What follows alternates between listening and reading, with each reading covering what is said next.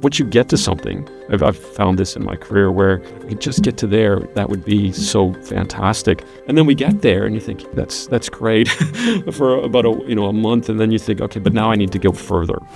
What happens when curiosity is allowed to compound over time? For many of us, there's an incredible amount of pressure to have our careers figured out, to know exactly where we're going, what title we're chasing, and what the next step is supposed to be.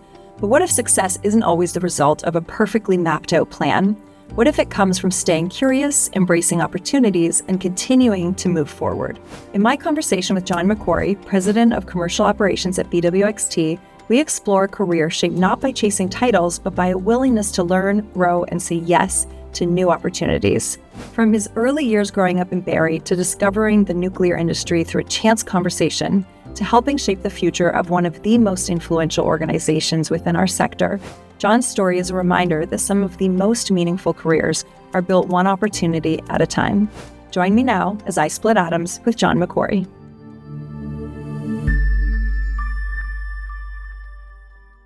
John, welcome to the Splitting Atoms podcast studio. I'm very excited to have you here, and I know we have a lot to cover today, so I want to jump right in. But before we do, for those listening who may not have full clarity on BWXT, could you give us a high-level 60-second rundown of your organization as well as your role within it?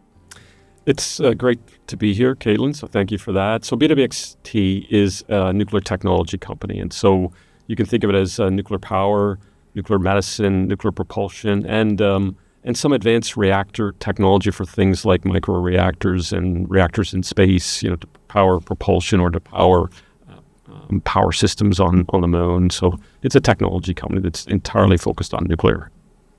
And your role there?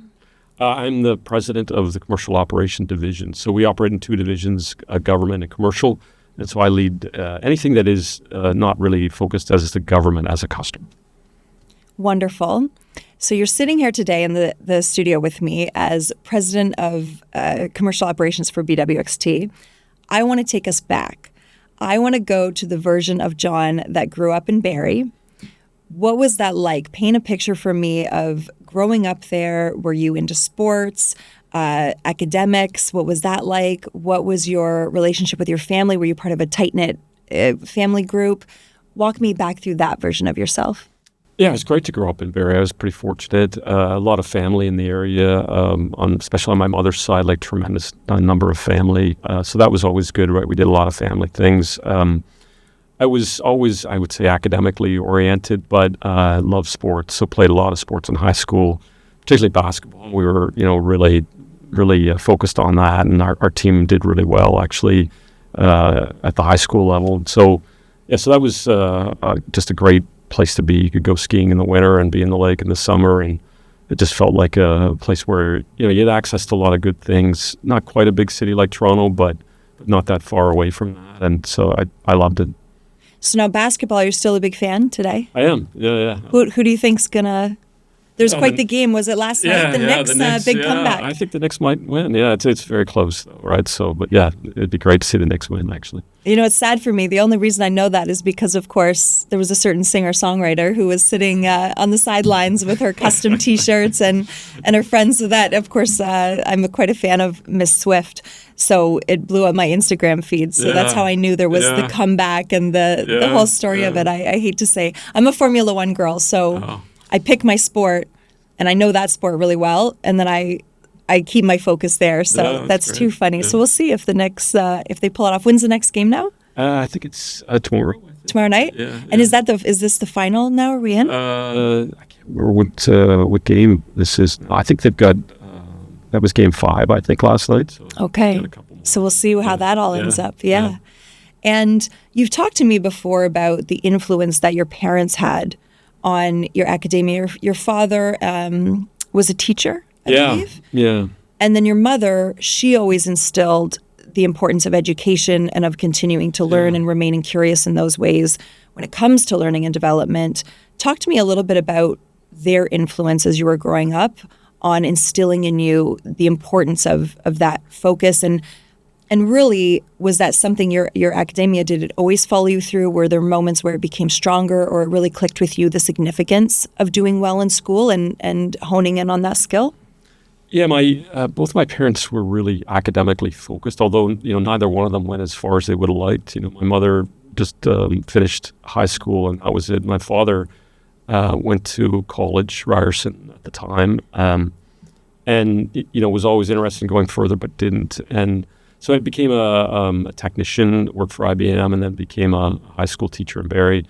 But always encouraged myself, my brother, to really think about how we would develop a career, right, that would be really rewarding. And he always felt that a technical career and an engineering career would be a great career. And so I think I was pretty influenced by that, my brother to some extent too. And so we're both technical in what we do for a living. And our mother was super supportive, even though it didn't go as far in school, would always kind of encourage us and help us. And so I spent a lot of time studying. I didn't need a lot of motivation. I found it interesting anyway. And I think being competitive by nature in things like sport, but that translates for me anyway into academia, where I wanted to do well. It was just a fundamental aspect of my nature. I'm still like that in business. I'd like to win for the company, right? And so I think that's what drove us. And it was supportive environment, right, where they encourage us, but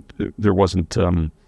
It wasn't sort of a negative kind of encouragement. It was always just a positive encouragement for us to do as well as we could. But no, I didn't feel like there was a consequence if we chose not to study hard or not to go further in school. But both my brother and I went and got into advanced degrees even after our undergrad. And when you think of yourself today and as a leader, are there skill sets that you can, or maybe personal attributes might be the best word as you were developing in those formative years, that you look back today that you can really see were instilled right from the get-go? Yeah, I think I had a sense of determination, right, to just keep trying, right, even though maybe things didn't go well or, you'd have a setback. And so that was instilled in me at a pretty early age. And because, it's tough, right, like academic work is tough, and then getting into careers in business, you have setbacks, right, but just to not let it knock you down too much, right, there's always there's always tomorrow, and there's something else you can try and do, and you've got lots of opportunity. And so I've always felt that way, right? I guess that's an optimism that I felt from my childhood that I've carried through in my life. And were you encouraged by your parents?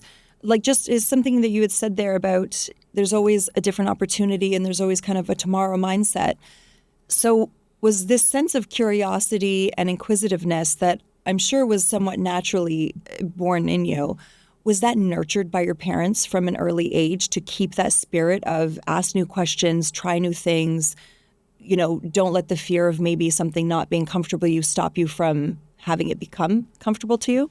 Yeah, I would say to some extent from my parents. But I just think both myself and my brother felt like, it's interesting to try new things, right? And so I don't know entirely where that came from, quite frankly, but certainly it was nurtured, right? Like we were encouraged to try things, and there was no consequence, as I said, if we failed, right? So maybe that was part of it. But both of us have really, I would say, gone in different but really interesting directions, and it's certainly taken risks in our career. My brother runs his own company, right? And so there's pretty big risk of doing that, and as you would know, and I've certainly taken risks in my career, right? So I think we felt comfortable by that, and I don't know that there was sort of a plan in that way, but it just sort of unfolded that way. And part of that was, I guess, that attitude of we'll just keep trying.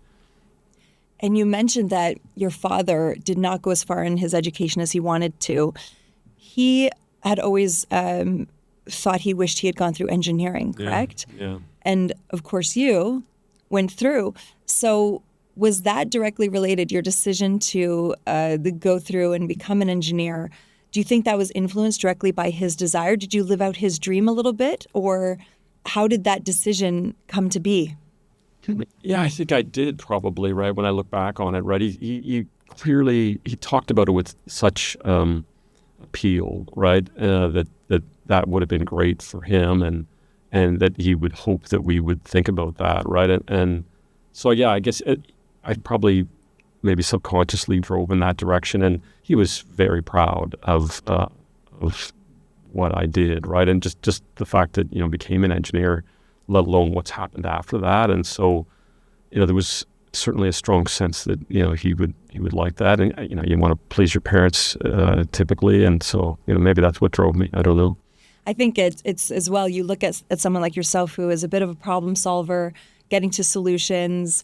Like I said, that inquisitive kind of nature. Engineering isn't a far stretch because you really are the world's problem solvers. And I always say to people, one of the most trusted careers or occupations in the world, to me, without people even thinking about it, we just unknowingly or maybe without really giving it too much thought, we trust engineers every day in the buildings we're in and the overpasses we drive through. But it's the most trusted because we just know you guys are wired to be problem solvers and to double check and triple check and really make sure you've got it right. So your father, seeing so much of your career take place and take shape and where you are today and the impact that you have, not only within the organization and the sector, but really the leadership influence that you do have as you've moved through, that must have been a pretty proud feeling for him to see. Yeah. He wished he had become an engineer, and then to see the impact you're having as an engineer and where it's taken you. Yeah. I think his, if it was a bit of his influence, I think it worked out pretty well. Yeah, so as I said, he passed away recently, and so I've been going through his files and his stuff, right? And he had all these, moments that he'd captured and kept in his file, and things like, when you get a promotion, sometimes it gets announced, and I've been fortunate to be in the news when we have big contract announcements and stuff, and he'd clipped all that and kept all that in these files, right? And I didn't know he did that, actually, right? But and I did get him to come and visit, some of our facilities because he just super interested, and you could tell just him walking through that how proud he was and how happy he was, and he'd talk about that endlessly. I'm sure his friends were sick of it, but he was super proud, right? And he never stopped saying that regularly, right? Which is is a pretty good thing, to hear that. You think of these very human, sincere moments. It's easy in our days, we get caught up in the whirlwind, but sometimes those little moments of finding those clippings and of seeing the appreciation that someone who we dearly love has for what we've accomplished reminds us what the real story is. What are we really doing here, and how are we impacting, and how much love is around us? And as you said, on our worst days in business, it's such a great reminder, whether it's because we've lost someone or because we get a glimpse into how proud someone is of us or what that feeling is like. It reminds us that the sky's not falling on our head, even if we think it is, because we have all of these amazing things around us. So that must have been a special and I'm sure an emotional moment to find those. It was, yeah, it was quite emotional. My father was always a stabilizing kind of influence. I'd talk to him regularly and inevitably talk about work. And, there's always things that are problematic that I'm trying to solve. But he'd always, just say, yeah, but, think of all the other things, right? And he'd kind of, draw me back into a bigger picture and a frame of reference that maybe, I'd lost track of and lost focus on. And so he was able to do that, right? Because from his perspective, look at all the great things that have already happened. Yeah, I know that's tough, sounds tough, but think of all the other things, right? And my mother was always like that too, actually, right? Like very sort of, count your good fortune kind of person, right? In those moments. And so I try to think of those things because it's a little harder now. I can't call him anymore, and I don't have my mother to say that, but, I try to remember those things. And it is helpful, right? It is helpful to get that bigger frame of reference and think, yeah, things are pretty good, actually. We're lucky.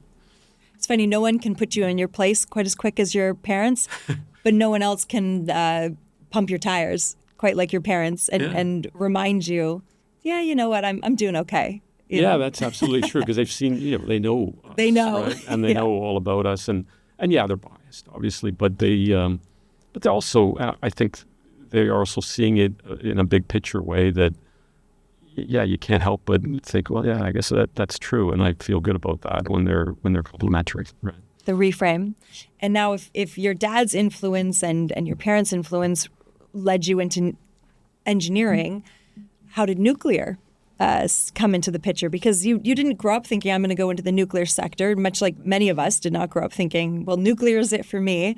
How did nuclear first appear in your life? So I was at school at the University of Toronto, and I was doing some graduate work in a master's program, and I was working with a colleague that I'd become friends with, and he was looking for a job and got a job at Atomic Energy of Canada, and he said, "Hey, they're hiring. I know you're graduating soon. You really should apply. They need engineers." And so I did, and it's helpful, right, to have somebody that's already an organization that makes a reference for you. And so I got an interview and I got the job, and that's how I got into it. And yeah, you're right. I hadn't thought about nuclear that much. I mean, I was aware of it, and I knew that it was a great industry, a large industry, but at that time I had no idea what I was going to do for a living. And when you entered into it, what was it about this sector that really grabbed your attention and made you think this is a place that I could see my career in for a long time? Or was it like that? Were there things right away where you thought, I want to stay here, I want to build here in nuclear? I think there was, yeah. So that my first boss was, even from the interview, sort of talking about the industry and the importance of the industry in Canada, right? And how at that time that company was a Crown corporation, right? So, and was supported by the government of Canada, and it had done something remarkable, really. When you think about the world, there's not very many countries in the world that have nuclear technology for power generation, right? And you look at what Canada had accomplished, it is remarkable, right? And he compared it to other things that Canada had done. And, I'm a proud Canadian, and, I felt a lot of pride to be a part of that, right? Even a small part of that. And so that made me think about it. I don't know that I thought, I want to be here forever. It's, a young person and wasn't sure what I was going to do, but it certainly was compelling for me. What were the other things that he mentioned with Canada? I imagine Timbits, hockey, maple syrup. We've got some good mustard seeds out of Saskatchewan. He did not mention those great things. He was, he's an engineer, right? So Yeah. He was talking about, great industrial things. We've got amazing aerospace industry, right? And talking about the origins of the, the aircraft programs that we've had, right?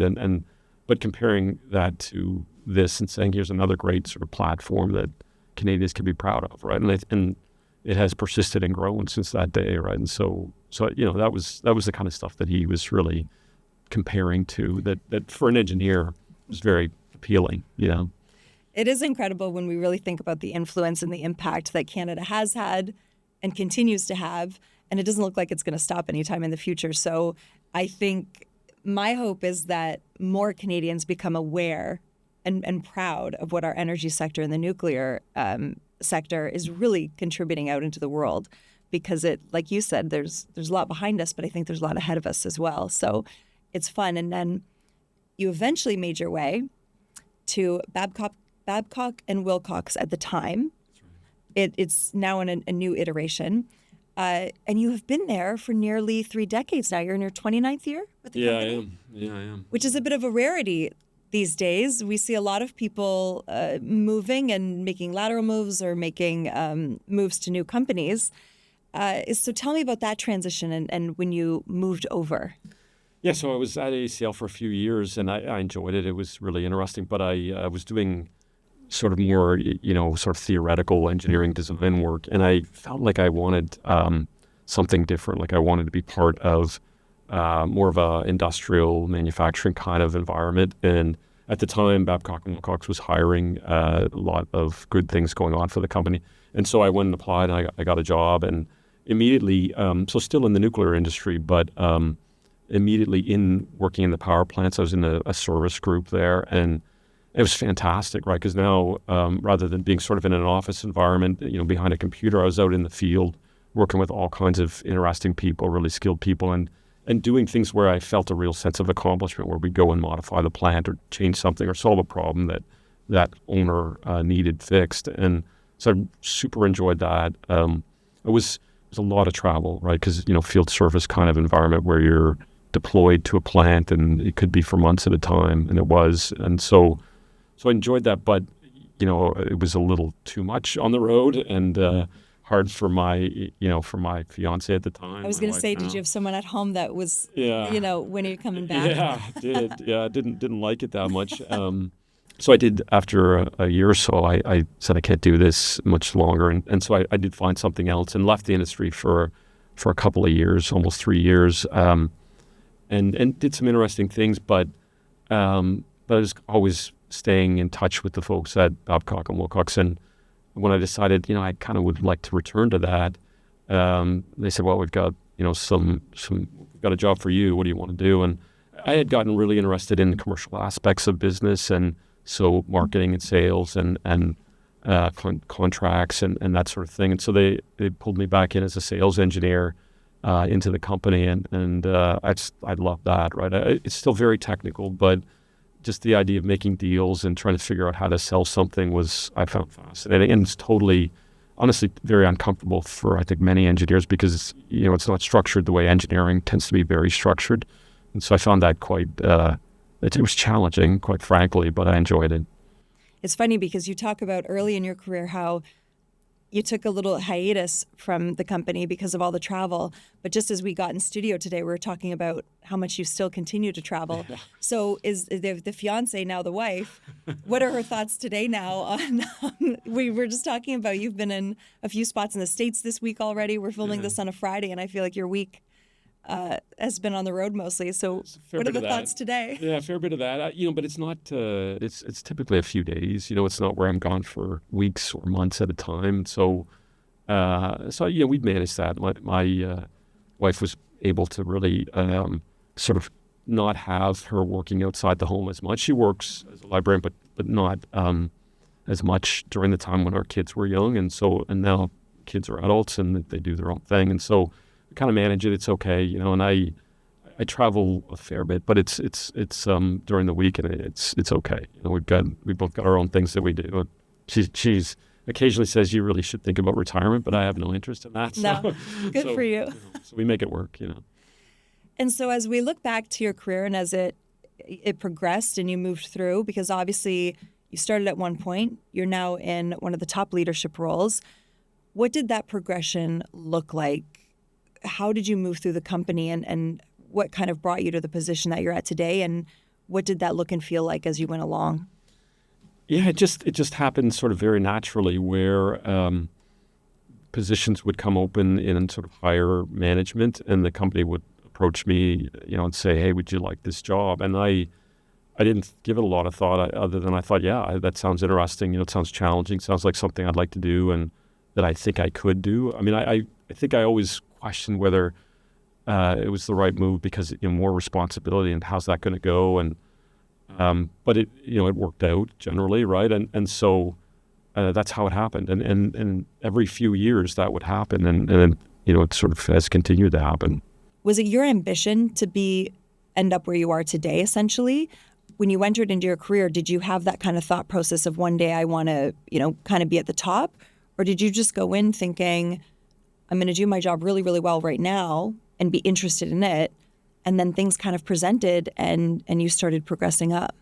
I think I never once thought about being in leadership or management of any kind until an opportunity presented itself, right? And I think I just thought of myself as an engineer, and I'll do an interesting job, and that's great. That's good enough, right? But I always motivated and always tried to work hard for the company, and I guess that skill set, transitioned into what the company thought was good management skill set. And they've given me a tremendous amount of training to learn how to be a better manager. But I never once thought it's important to me to progress. I think it was important when I look back in hindsight in terms of I like the challenge of it, and I like what's happened, but I never thought it would happen. And honestly, I didn't think I was capable of it. I think there's this thought maybe that people who are in levels of leadership and at the top of companies, they started with that ambition all the time. And some people most certainly did. I know a lot of people do, where they see where they want to go, they see their path, and they chase it down. But that was not the circumstance for you. It seems to me like you just had this willingness to, number one, not really worry about what was within the scope of your job. If someone asked you, do you want to try something? Do you want to do something? You said, yeah, let's give that a go.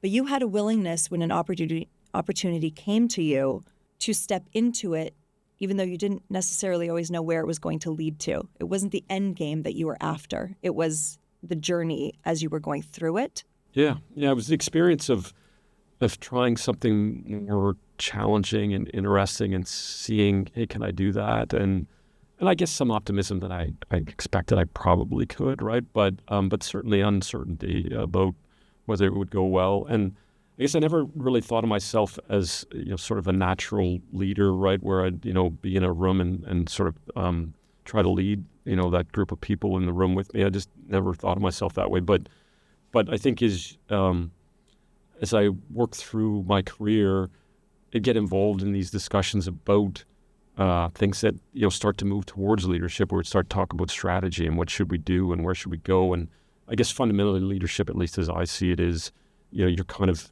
trying to set a direction. You're trying to say, hey, we should really go do this, right? And it is about change, and which is uncomfortable, quite frankly, right? And many things that I've said we should go do, probably we shouldn't have, right? But, so you put it out there and you get sometimes some negative feedback, and so it is a little uncomfortable. But I think it's fundamentally, I am interested in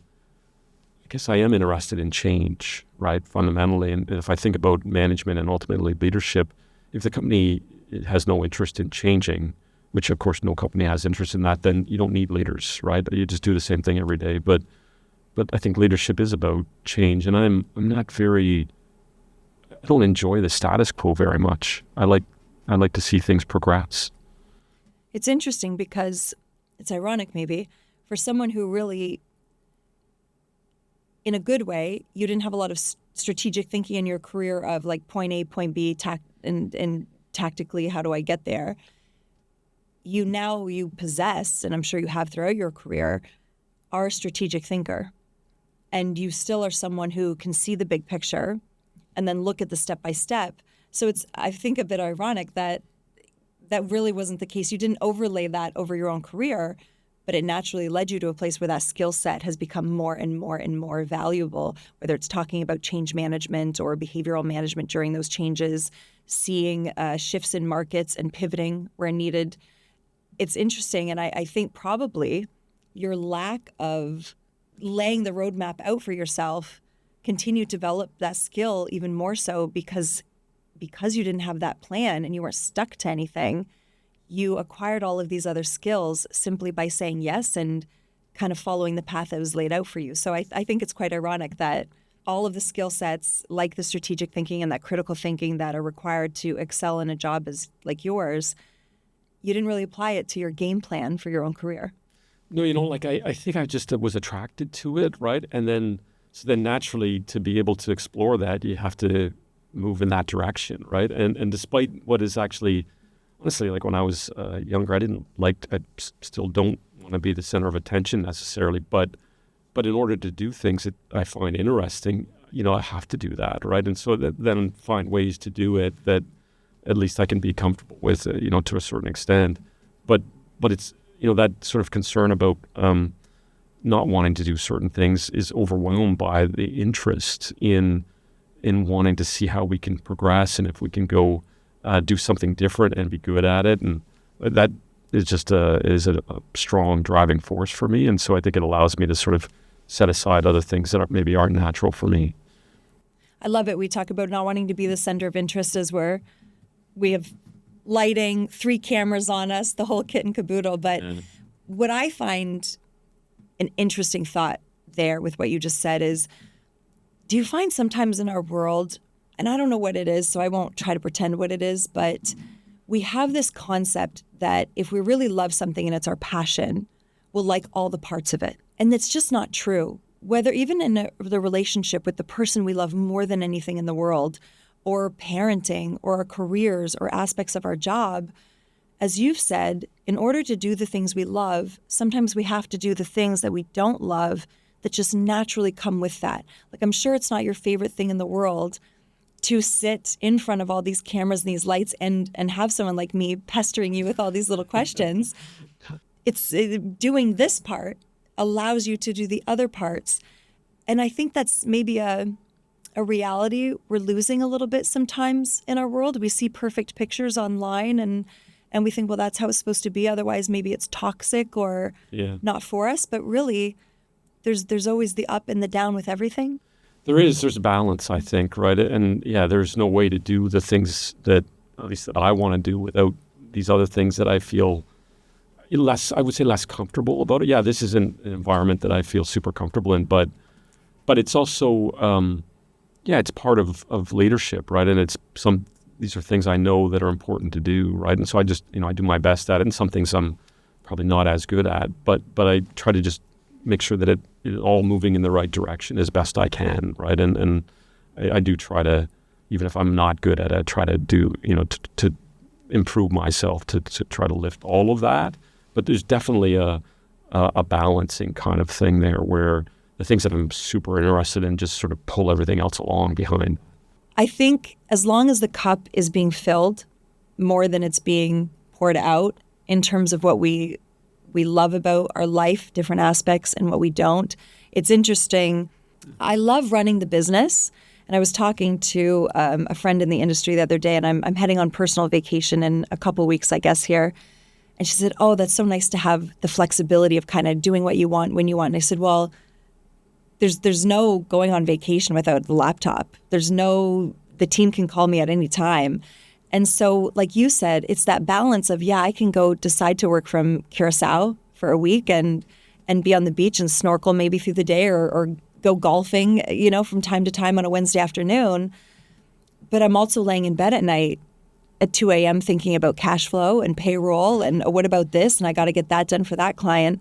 So I love a lot of what I do. But like any job, it comes with the parts where you think, I wish I could leave that at the door, Yeah, which I think at a certain point in the career is impossible, right? There's just no way to separate yourself from it. And it's even harder now, right? Because we're so interactive. And actually, even since the pandemic, I'd say we're even more interactive, where there's so much that is, video and virtual driven, and that can be done from anywhere. And so people, I think, take advantage of that, of course, as they should and would. And the days get longer because people are, a lot of people are maybe working from home or whatever. So let's start at 7:30, and why don't we have a meeting at 7 at night because it's important and something's got to get done. And so it's I think almost impossible to turn it off. And so a traditional vacation, maybe like I used to have 20 years ago, just doesn't exist for me. But I also, my boss says, really you have to learn how to integrate those things together, right? And have personal time, but also do your job. And once you get comfortable doing that, then it doesn't feel so bad. You don't feel like, I'm not getting a break. And I think he's actually right about that, right? Because, there is no way to do it where you just shut yourself off, unless you've got some sort of a delegate that you can just, most of us don't have that luxury, right? And so, in fact, very few do, I think. So that is something that I just have kind of learned to do, and I'm okay with it. Like I do get vacation time, but I'm still working a little bit every day. I think I asked you one time, selfishly, I said, do you have you learned the skill or the way to turn it off and leave it at the end of the day and say, okay, well, that's done, and now I'm fully in this mode? And very disappointingly, I think you said, no, I haven't. And I thought, well, shoot. I do not have that skill. I admire people that can do that, right? I cannot turn it off or shut off. Now I can, for a few hours, having fun or doing something that really gets my attention. I'm not thinking about work. But I then gravitate back to it. And for me, it's not a negative thing, right? Like I do like to solve problems, and typically a lot of things I'm thinking about, you could frame in the context of a problem. That sounds negative. It's not meant to be negative.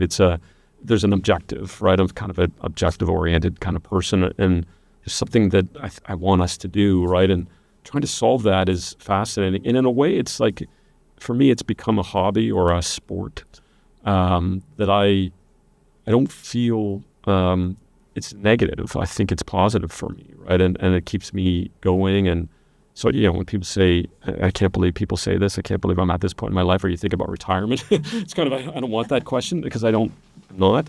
But I'm at the point where I could be thinking about that, I guess. And I don't want to think about that because I enjoy what I do and I find it interesting, and I work a lot of hours, but I'm not complaining about that because it drives me. I find it really fascinating.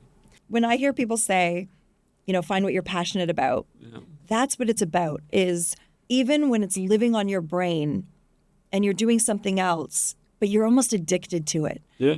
But you enjoy it. It's not always easy. It's not always, lacking stress or frustrations, but you just can't get away from it because that's what it is for me. I'm writing campaigns in my head.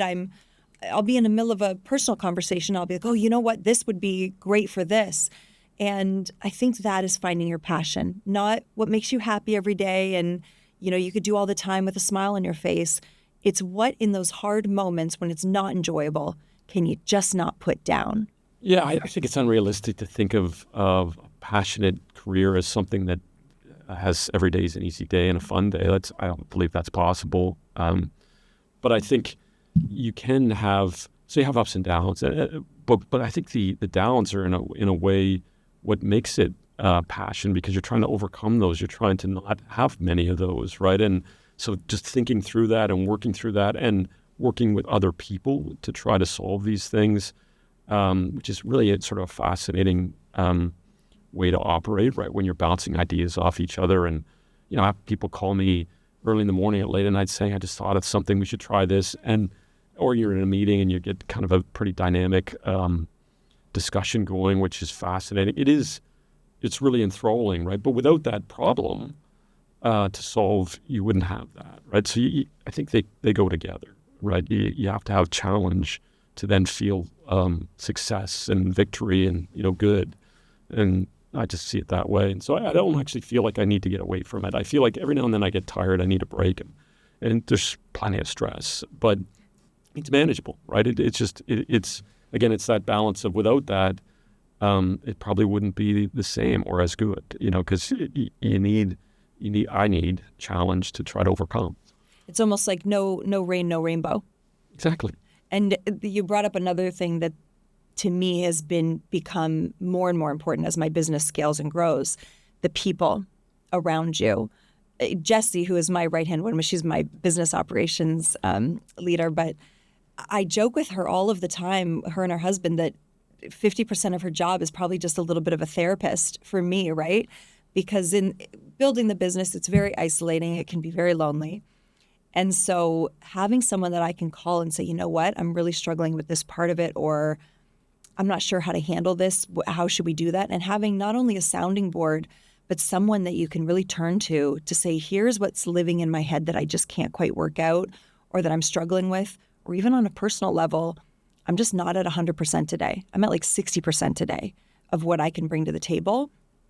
Having those people that are with you in that way, just to solve the problems, to support you in solving them, or just to say, it's okay, you don't have it all figured out. And then to celebrate the wins and the ups and the highs.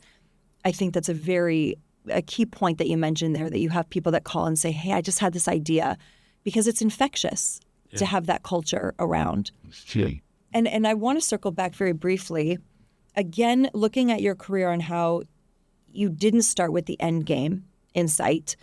In today's world, where I think of social media, where we see a lot of perfect images online and the influencer influence, I feel we're becoming a society that is obsessed with the final destination, with the end product, with getting where we want to go and not getting there fast enough being a frustration.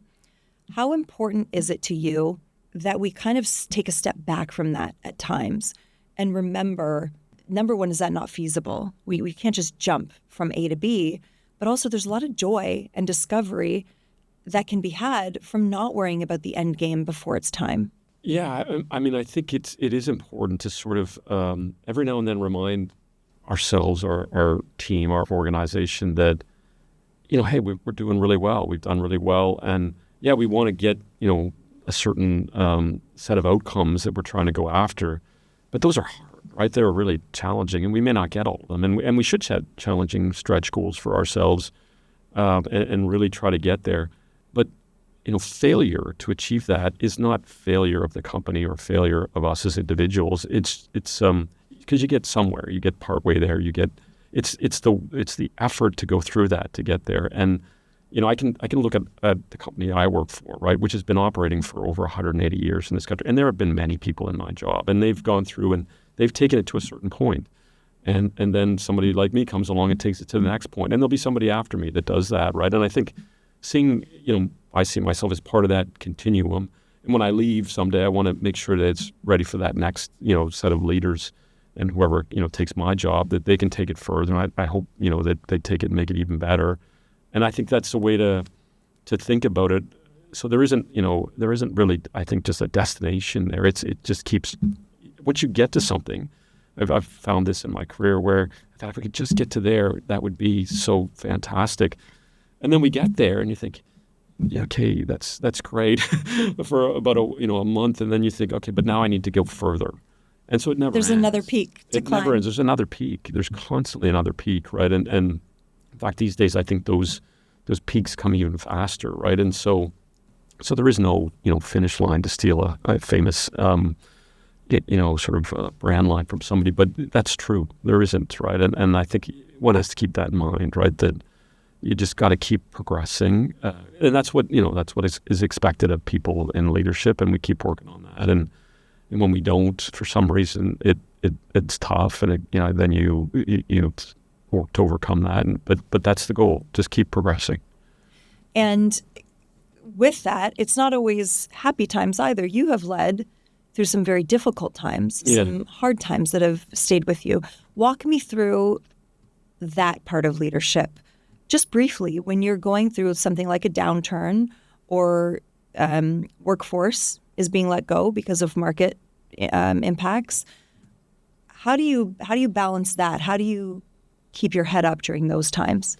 Yeah, those are tough times, right? When you're in leadership, those are the toughest times, in my opinion, right? I mean, we're fortunate right now. We're in a place where we're growing and we're adding people, and it's pretty exciting. But yeah, we've seen markets where there just wasn't much demand for what we do, and some of it was probably self-inflicted, where we weren't as competitive and weren't in the right place. And we have competitors, we have to figure that out, and so you have to kind of take some tough medicine and step back and say, okay, how do we restructure?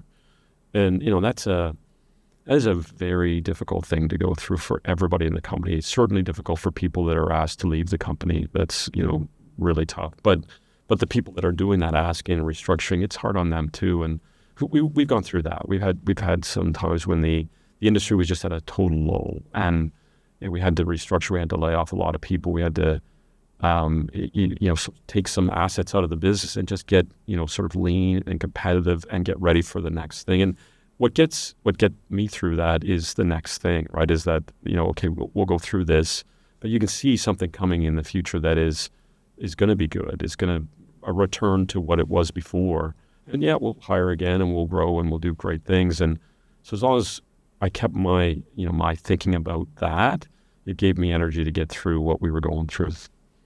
And do you find that it's very easy in those moments to carry the weight of someone being let go, of knowing, in a literal sense, someone no longer has a paycheck coming because their job is gone and you're one of the leadership members?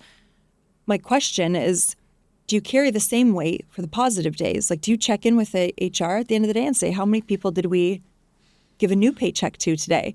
Because those moments matter just as much, but it's very easy for leaders to carry the weight of the bad days, but forget those small wins. Big wins are easy. We all celebrate the big wins, but every day, people's lives are also being made better. And do we check in and do we carry that home with us the same way as we do the days where we're not getting great feedback because there's not great things happening? Yeah, I certainly don't do that enough, right? I don't think I've ever called HR and say how many people did we hire today, but you certainly am aware of it. Yeah, no, I'm aware of it, and I do feel good about that. Like when I think about the size of the organization today versus what it was even 10 years ago, I certainly feel good about that. But I find that it's like many positive things in business, and I think maybe in life, we tend to feel good for a shorter period of time, but then the struggle is back, right? And that absorbs us, right? To figure out how do we overcome the struggle, right? Because honestly, if you spend too much time thinking about the positive, you can avoid thinking about things that you really should be thinking about, right? And you can get complacent. You can stop progressing, and so I think it's just natural that you think about the tougher stuff more, and it does weigh on you, right? And so that is where the stress and some of the tough sleepless nights come from, is those tough things that you're facing, right? And it's absolutely, when somebody loses their job, it weighs on me, right? Because I know these people, right, and I know what they're counting on. There's a deal, right, in a way, between leadership and non-leaders in a company, is that hey, I'm going to do my job as a non-leader. I'm going to do what you asked me to do, but I'm counting on you to make sure there's more work for me to do. And if there isn't, it's hard not to have that weigh on you, at least for me. it's so true that maybe sometimes the positive things don't get the attention that they deserve because they need no action item. When things are going well, it's because you're already doing the things that are leading to that opportunity. But if things are off the rails, now you've got to put the train back on the rails. And so we have to give weight to that. I think also a lot of attributes that make a great leader, like accountability, empathy, some of these things also make it challenging to be a leader because you are a good person that has those attributes that make you a great leader. But it means things weigh on you because you actually think, you care, and you don't like what is being done. So it's a little bit of a double-edged sword. The things that sometimes make us great can also make things challenging for us and make it harder. Ignorance is bliss sometimes, something like that. Yeah, it is a double-edged sword. I mean, I think as long as there's more, good days than tough days, then, it's manageable, right? Yeah. But it can feel like when you're going through something like we went through where we had sort of prolonged lack of demand and, laying off people, that's, super tough. Yeah. It's not that common, right? Fortunately, most businesses that are long-lived don't experience that for too long, but it is tough when you go through it. I think there's a natural, talking about, recognizing positive versus thinking about the challenges. There's a natural cycle in business where all businesses have an owner. In our case, it's a public company, right? So the public owns the company, and there's a quarterly cycle, and you would strive for certain results in each quarter, and if you get that, there's a kind of a okay, thank you, that's great, but for about 5 minutes, and then now there's the next quarter, right? And we've set the bar a little higher and higher and higher, and so. And I think whether you're public or you're working for private owners, that is the nature of business, private business, leadership. Or if you're your own sole proprietor, right? You're typically driving for the next thing, right? And so that just automatically tips the scales away from spending a lot of time thinking about, well, I just got that done, it's great, I'm so happy, to I gotta figure out the next thing, and it's even more challenging, I try at the end of every one of my days to at least find something good. And Jesse and I will text back and forth, like, here are 3 really positive things that happened today, because a lot of our calls are this fire, this fire, this fire. And now don't forget, I probably have the most demanding of a board to report to, because mine are my 3 cats who there's never enough churros, there's always more for next quarter that could be done. Yeah, they're very demanding. Very so demanding, and they have claws, John. 2 of them have claws. And so I want to pick up on something that you very briefly referenced there, and that is the history behind the company, BWXT. Now, I had in my notes that the company in different forms had started in 1867, but you corrected me this morning and you had said it was 1844. That's right. Yeah. So a long-standing tradition here. I know you have employees who are multi-generational, which has to mean so much. How does it sit with you as a leader that you are carrying that legacy that has been built before you, and now you're also building it for the generations to come? Especially you and I were sitting at this table as history nerds, self-declared history nerds. We understand the significance of that history and what it means and the excitement that comes with that, but also the responsibility that maybe comes with being at the helm now with your fellow leaders and building it for the future. Do you think about that, or what are your thoughts there? Oh, I do. Yeah. I mean, so the company has operated since 1844 as, a small foundry, and has just grown, and it grew with the Industrial Revolution of this country, of the world, right? And at one time was a pretty large industrial player, and still is to some extent, but, that was before automotive and aircraft and things. So as I, step into the shoes of leading it, at least my part of it, I feel that the weight of that, right? That you want to keep it going, right? You want this, what I think is an august kind of company, that it will continue to do well and grow, and leadership is fully accountable for that, right? And so, yeah, it drives me to want to make sure that that's what we do, and I feel the weight of that. I love the fact, as a history major, I always think it's cool, and it does something in my mind thinking of, the American Civil War or the Gilded Age. A lot of people, there's a hit TV show, the Gilded Age. To know that your company was there, living through those moments, I don't know why, but it's such a cool feeling for me. Yeah. Knowing that, because it's rare this day and age. We're so obsessed sometimes with the new and this sparkly and shiny things, which of course BWXT has a lot of shiny and sparkly things happening now and into its future. But there is something so intriguing to me, or just fantastic, about the fact that you were there for those moments, the turn of the century, the turning on of the first light bulbs. Like, that's a cool thing. Well, so yeah, I mean, I am really proud of the company that I'm a part of, right? And you said 1867, and that is true. If you think about Babcock and Wilcox, that's when that company was being founded, and those two individuals invented something called the water tube boiler. So, you can think of a pot of water being boiled versus boiling it in tubes, and it turns out boiling it in tubes is much better. So they invented that, they patented that, and that just grew incredibly fast for them. And so Babcock and Wilcox boilers spread around the planet through either direct operations or licenses. And so in Canada, it was a different company that was eventually acquired by Babcock and Wilcox. So that's why there's two different starting dates there. But when you think about how, what those two individuals sort of created, and then how it grew into different directions and eventually into nuclear power, and the technology that's been developed, and in many cases kind of world-leading kind of stuff, right? To me, I'm just super proud to be part of it. I'm proud of our company, right? And I look at what it's doing today, where we're looking at new technology around sort of microreactors and reactors in space, and nuclear medicines that are that change people's lives, right? And it's great to be a part of that. It's great to work with people that think of those things and invent those things, and then try to figure out how to progress that as a business. And so, yeah, I feel like to be able to keep something going for that long, and you have to reinvent yourself because clearly business is different than it was that long ago, is a sign of a company that just keeps at it day by day, right? Trying to figure out what is going to be the next thing. And I think that's what appeals to me, right? The idea of doing the same thing over and over again does not appeal to me.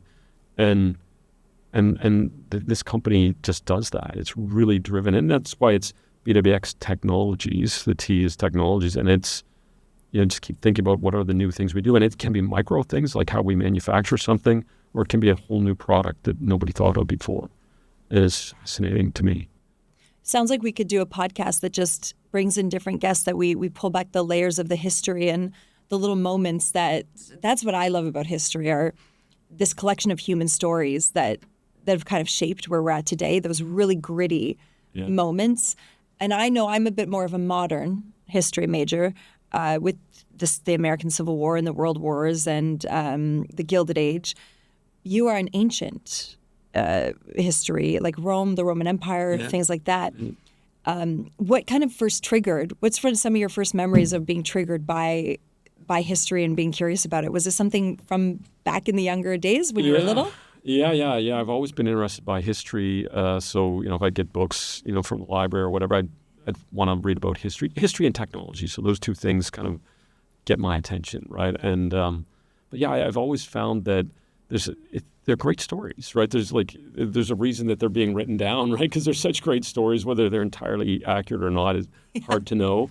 But just that investigation of, is that real, and people trying to find hard evidence of that is fascinating. And so, yeah, I find myself in my spare time when I want to just stop thinking about work, I end up, podcasts or, watching videos, reading, or, traveling to see historical sites and, think, wow, that's where Julius Caesar was assassinated. Wow, that's amazing, right? You go see that, which you can. And yeah, so I find that it absorbs my thoughts. And I learn from it. I find that all those stories have some learnings in them, some experience in them that helps me understand the world and people.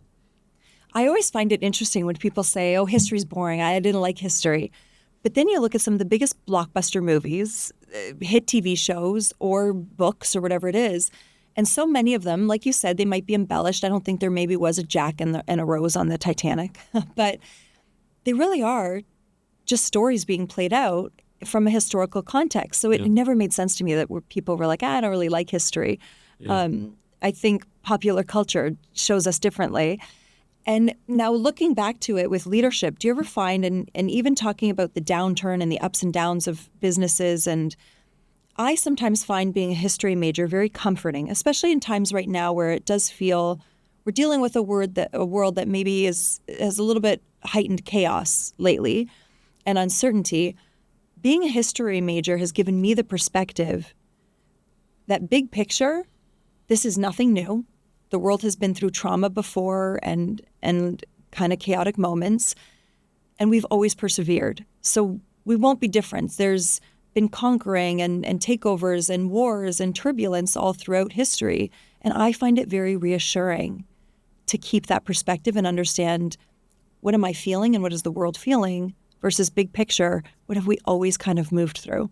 Do you ever find that, especially as someone like you who is also leading a company of your stature and through different things? Yeah, I do find that. Yeah, I find that, the more I read about history, the more I realize that, these types of things have happened and they've been going on for as long as there's been recorded history. And so humankind isn't changing that much. But, of course, technology and the context that we find ourselves living in changes. But there is a lot that is common, right? And a lot of good things, right, about how humankind has progressed in terms of social benefits, but there is the downside of conflict and war that has always been in our past. I wish it wasn't, but it's there, and it's probably going to be in our future, and it is in our present. And so I think just knowing and accepting that fact helps sort of measure what's going on right here and now and say, yeah, but we know that that's happened in the past, and we know that people kept progressing, and life has gotten better, way better, right? Our lifespans are longer. We just keep solving things, and actually I think we're on the cusp of some really significant improvements in all of that to make human life better and all life better. And so I think that I feel optimistic by looking at history and knowing, there's some stuff that we do to each other is really not great, but there's a lot of great stuff, right? And we're on this kind of progression, and it's not a straight line, In fact, I think it's accelerating for the better, in my opinion. But there's bumps in it, it's ups and downs. And if you look at it just year by year or month by month, it's easy for me to get lost in that until I step back and think, but look at the past and where we've been and where I think we're going, and it gives comfort to me and helps me understand how to think about it and predict things, because you do have to try to predict things a bit in business and hope that you get that prediction correct. It's this almost feeling that humans are going to human. And there's no more or less evil or kindness or love or greed or anything in the world than there ever has been. Hopefully less and less, and we're getting smarter, but we'll see, because we are still humans. One of the things to me that really puts it into perspective in the silliest of ways is, again, being an American Civil War major. I know that women of these ages, they wanted very pale skin, because pale skin, of course, they weren't out working. It showed a different level of status. So they used to take milk baths to help whiten their skin. And now you flash forward to modern days where we do kind of the same thing, but we just do the opposite. We get tanners. We want to go tanning. We get in beds. We use fake creams all over. And humans are just going to keep being humans. And the actions may change, but I really do feel this thought that we're probably not that different from our predecessors in so many ways. And there's something so binding about that again is calming. And in a position of leadership, it probably helps you give perspective to others and lead and be reassuring in times where it does feel a bit chaotic and turbulent. So I love that. One of my favorites is Abraham Lincoln, and there's still so many lessons that I pull from him all of the time. I know you've mentioned you didn't come into this thinking I'm going to be a leader. You've mentioned to me previously that you don't really even see yourself still as, that leader in the sense that maybe some people use the word, but you are. And a question for you here is, are there ever times that you self-doubt yourself or that you struggle with questioning your abilities in certain aspects? Oh, yeah, there's plenty of those times, I would say, for me. And they range, I would say, from, okay, we're about to make a decision. Is this the right decision? Am I thinking about it the right way? And I have some great people I work with that I can get them to help me to say, I don't think we should do that. That's a bad idea, or support the idea. But there's bigger times where you think, I don't know if I'm the right person to do this, right? And at least for me. And I think those are tough, but from my perspective anyway, there's a healthy aspect to that where you sort of self-assess and hopefully have a balanced view of things, and then say, well, actually maybe I am the right person, right, to do these things. It's worked out well in the past, and it's a tough time we're going through, but I think I can do it, and so it's helped me at least challenge myself, right, to be better and to try to figure it out. But yeah, it's not unusual to have those thoughts for me about maybe there'd be somebody better at this than me, and because you want the company to do well, you want whatever you're doing, the organization you're part of, to do well, and I think it's a healthy thing to say, am I the right person for this? And it's no different than an organization assessing itself and saying, are we doing the right thing, right? Are we being safe enough, or is our quality in the right place? And I think a leader needs to say, am I doing the right thing, and am I in the right place, or should I be doing something else? And so I have those thoughts. I've never heard it in that perspective before. It's never clicked with me the way you've just explained that, of almost reframing it from a moment of self-doubt and saying, okay, well, how do I use this to actually be a tactical skill set that makes me check, am I doing the right things? Am I gathering the right information? It's something I struggle with. I'm very hard on myself. And again, going back to parents and how they can really be a bright spot. Sometimes my father and my mother have always been tremendous at letting me work through that self-doubt, or if I'm having moments reminding me, well, look, but you've done this and this and this, so why not this? I have tried to reframe it as, and I think I've told you this before, I think people who are truly successful, and maybe some of the greatest people who really accomplish a lot, have two things going for them. And I use this, I lie to myself, so it makes me feel better. But I think on one, line, we have this confidence of knowing I'm capable, I'm smart, I think differently. Of course I can do this, and I don't think there is someone that could do it better. But then we have this other one that says, I can't do this, people are going to realize I'm a fraud, I don't know how to do this is overwhelming, and this self-doubt. And it's this point where they cross that meeting place of that confidence and that insecurity that really positions us to excel. Because we're not so confident that we're arrogant, we take things for granted. And we're just secure enough that we keep pushing ourselves because we have this little fear of not being enough. So that has worked for me in saying, okay, well, that's a superpower. Now I can take those insecurities and those moments laying in bed thinking I can't do this and everyone's going to find out, and saying, well, no, that's what's going to make me really good, because I'm not going to rest on my laurels and I'm going to keep pushing. But I like yours as well, as almost like a business strategy. Okay, I'm feeling this doubt. What checks and balances do I need to run through to really make sure that I am stable and this is okay? I've never thought of it before like that, so I like it. And go ahead. Well, like a team is so important. And it's harder in a small business, obviously, but a bigger business, I think you need the team to be successful as a business, because it's hard for any one person to be right about everything or good at everything. I try though. Yeah, and you do great. But it's easier in a place where you've got a team, right? Yes. You've got a bunch of people, and so we can attract, and we have attracted some really talented people, and so you can bounce things off each other, and provided that you're listening and you're getting everybody's kind of input, and they are coming at it from different places and different ways of thinking, and you've got new players in your business versus people that have been there for a while, who bring really interesting perspectives. And I think that's, that is a healthy thing to be, just making sure that, certainly as a leader, that, just making a decision and going ahead without getting all that input. And it makes it a lot better, because, you might have to make a tough decision too, right? But I don't want to do that just, sort of on my own without getting a lot of feedback. And by the time I've worked through that, I feel confident. I feel a lot better.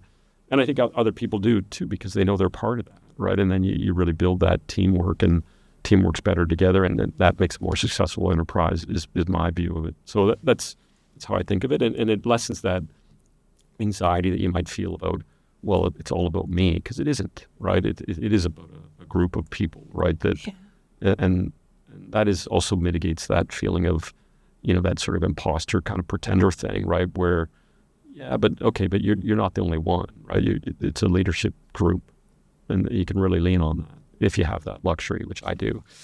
And I do. So we're over 10 now on the team. Nice. So we're growing. And I think one of the things for me, of course, when I started the business, and again, I'm quite hard on myself. I know I'm a capable woman. And so in my episode with Rashna Clavero, I was talking about how for the longest time, I put this pressure on myself to be really great at doing the books and being, the accountant and the bookkeeper. And I thought, why am I doing this? Like, I'm not good at this. This is imposter syndrome. This is the imposter living, because nor do I want to do this. I don't want to be a bookkeeper. And so obviously you have to build up, get your cash flow and make sure your resources are there.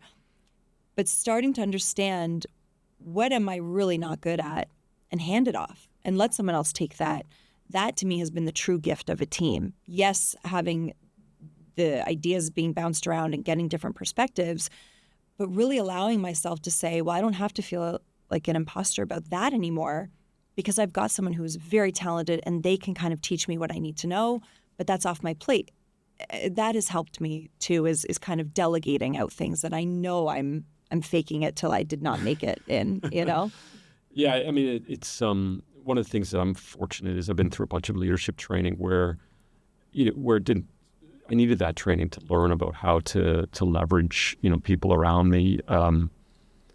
And it absolutely is about that, right? Where recognizing what your strengths are and what your weaknesses are, and then hopefully having a team around you that, can help you with those weaknesses and bolster the strengths, right? And so I think that is a real important skill set, is thinking that way and having sort of diversity of thought and opinion, super valuable for an organization. To the extent that I could give advice to anybody, I'd say just really focus on that, and it takes pressure off yourself. And even the curiosity that comes from the team of, like, we have an environment where we ask a lot of questions, we challenge each other's thinking, we ask frequently, are we coming at this with a bias, or is there something we haven't thought of? So starting to build that ecosystem even where we really encourage that questioning and that thought process, I find that very freeing, because you're almost safeguarding yourself away from some of the things that you may blindly have just gone through, because they're asking different questions than I am. So this team of curious individuals is going to move forward in a more fun, but also in a more capable way than just myself. Even though I know I am capable and confident, you're never going to be as capable and competent as if you have a group of others who are equally as talented in their strengths. It's tough for an individual to beat a team, right? I mean, there are those extraordinary individuals, but teams are generally going to win, right, against an individual. And so it's a great thing to keep in mind, right? And if we have moments of self-doubt, and I know we're running out of time here, but one thing I definitely want to ask you, the opposite of that, when you look at your career so far, what are some of those moments that you are very proud of yourself in? Our company has grown a lot in the last 10 years or so, and I've been in leadership role for that time. And so I feel really proud of where the company is today in terms of the sort of the scale of the company, the breadth of capabilities, the people that we have in the company. And I feel like I've had a part in that I feel good about, and so that's probably, when I look at it today, that's what I feel most proud of in the moment. I don't think about that, every day, but that would probably be one of the biggest things. And we employ a lot of people. There are good jobs, and that supports their families. And I feel good about that, right? It's great to have that situation. We're hiring, we're growing, and the future looks good. So those are the things that I probably take the most pride from, right? And I think I am realizing that certainly wasn't all me, but I was part of it, and certainly part of the leadership of it, and that makes me feel good. If I could be so bold, I'd like to say something that I think you should feel very proud of. Is I've talked to many people who have worked for you, with you, within your ecosystem or close to it, and the way you treat people and the way you make people feel about themselves has been a very consistent theme with anyone who's talked about you as a leader or someone that they've been close to. And at the end of the day, when we look at ourselves, the human experience of our lives, we spend a lot of time building businesses, but we're also living our lives. I would say, I think that's something you should be very proud of, because it's not that way with every leader, especially egos can get involved in things like that. And anyone I have ever spoken to has talked about how you have made them feel, and how you have treated people around you, regardless of where they were at in status or role or position. So thank you. Yeah, it's nice to hear that. Yeah, I mean, I've always tried to operate in a place where it's collegial, right? That we work together. I don't like hierarchy that much. I just feel like it's not needed. There are times when we have to make decisions and there is a chain of command, but I don't want to reinforce that. I want it to be more flat and nimble, and we just work together.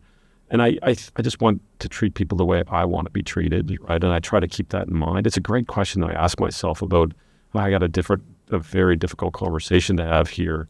How should I handle it? And I think, well, what I want somebody to say to me, it works pretty well for me, that I can usually, because I think I'm not so different than most people about how I want to be approached in that moment when somebody needs to talk to me. And these people I've worked with them for a long time in many cases. Some, we have newer folks, of course, but in many cases, a long time. And I spent a lot of my life with these folks, right? And I really care about them. And yeah, it's, we can't do anything without the welder or the fitter on the shop floor or, the person that does payroll. Everybody matters, right? And so I value that. I value those people. Now, really quick, I know I'm taking up more of your time than you had bargained for.